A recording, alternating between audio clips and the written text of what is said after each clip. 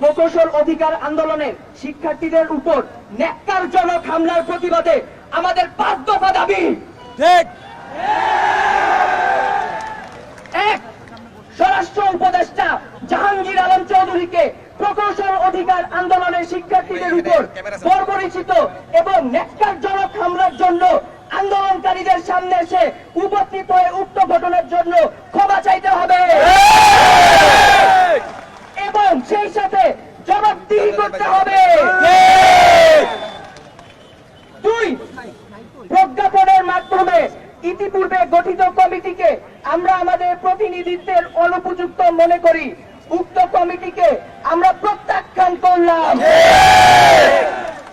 অনতিবিলম্বে বিশ্ববিদ্যালয়ের শিক্ষক প্রতিনিধি সহ প্রকৌশল অধিকার আন্দোলনের স্টেক হোল্ডারদের সাথে নিয়ে কমিটি সংস্কার করে পেশকৃত 3 দফা দাবিকে দ্রুততম সময়ের মধ্যে মেনে নির্বাহী আদেশের মাধ্যমে প্রজ্ঞাপন জারি করতে হবে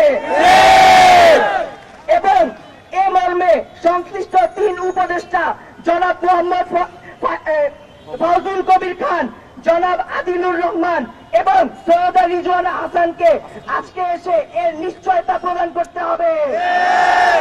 হামলায় আহত সকল শিক্ষার্থীদের চিকিৎসার ব্যয়ভার সরকারকে বহন করতে হবে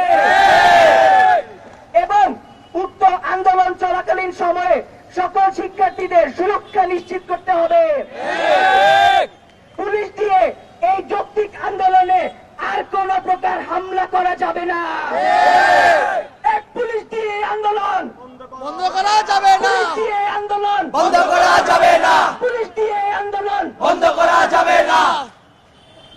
4, রোকন ভাইয়ের উপর হামলাকারীদের অনতিবিলম্বে গ্রেফতার করে আইনের আওতায় আনতে হবে এবং চাকরি থেকে বহিষ্কার করতে হবে। যেসব পুলিশ এই ন্যাক্কারজনক হামলার সাথে জড়িত তাদের বহিষ্কার করতে হবে।